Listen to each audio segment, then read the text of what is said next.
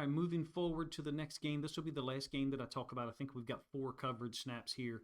Week 14 lost 24-17 to the Broncos at home. So it's a 2nd and 13, and this one is very similar to a couple of the routes you saw by De'Ami Brown, and then in addition, Week 13 by Trey Harris. So the only difference is this time it's matched up against Courtland Sutton, number 1, and number 2, Bo Nix throws the ball basically a back shoulder conceptually. There's no contact at all by Porter, and that's the thing. Even though he plays calm, he plays with composure, he's got great speed and athleticism, I think that there are some opportunities for him to maybe disrupt some of these guys. And then you can see he's just running with the route by Sutton.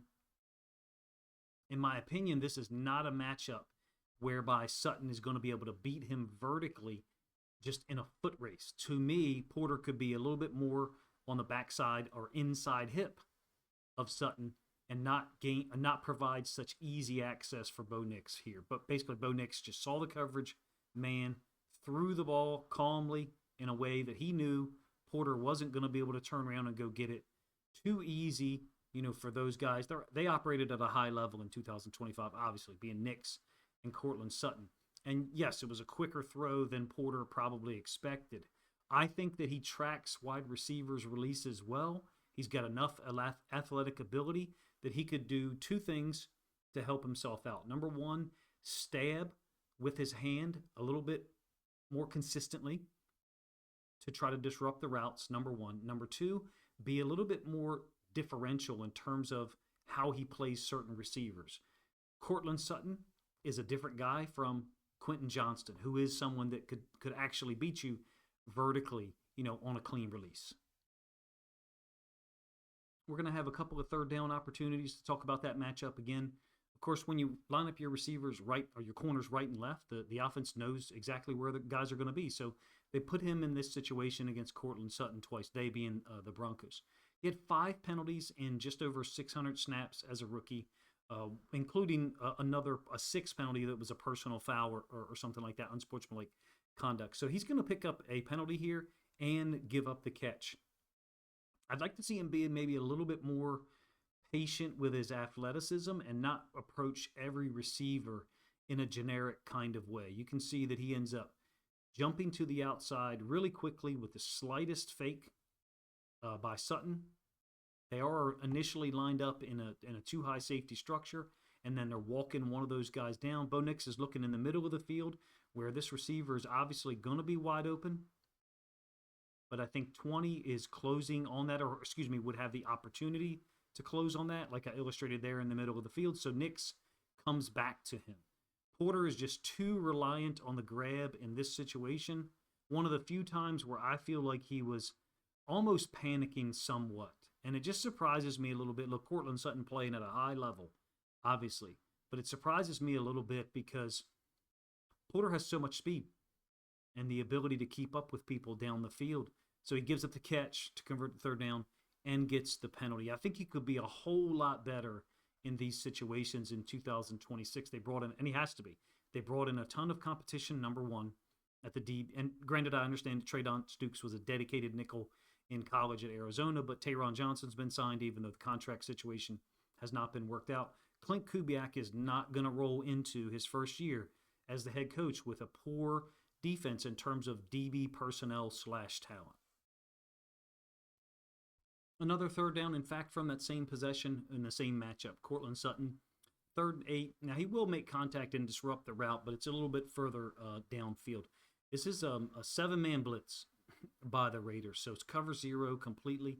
He'll be physical with Sutton on the release to the outside. Sutton's going to get to the outside of the numbers, essentially make it look like kind of like a wheel fade.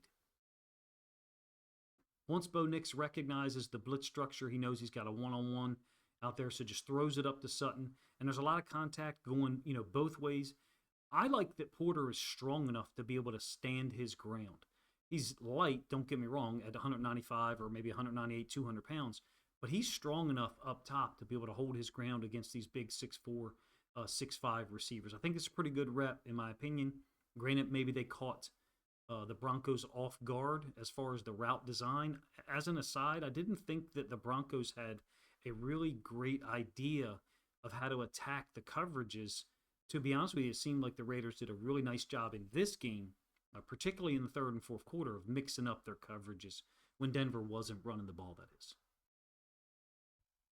Last one that I'll show you here, and this will bring up a whole host of conversation opportunities, I'm sure, that maybe Raiders fans have already talked about. It's going to be a bail cover 3. Yes, I do think he could be really good at that. With his length, his speed, and athletic ability with his back to the sideline, of course, that brings up comparisons to, to like Richard Sherman and other guys that played under Pete Carroll previously. Perhaps that's what Carroll saw when those guys drafted him, but in any case, I really do like this rep.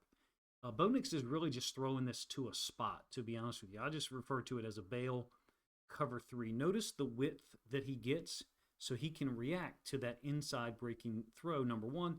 Number two, he can also close off any out-breaking routes. I'm talking about the width that he gets off the snap here. Lined up in press, granted, the width might be a reaction to the motion that could turn into a wheel, but it functionally works out to make it very different from that cover 3 catch that Parker Washington had late in the second quarter back in week 9.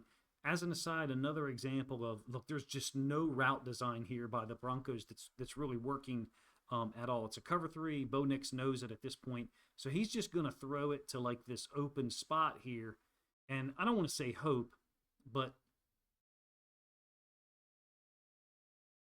want to make sure that Courtland Sutton has an opportunity to catch the ball. So is it possible he could have thrown it, Bo Nix could have thrown it further away from Porter?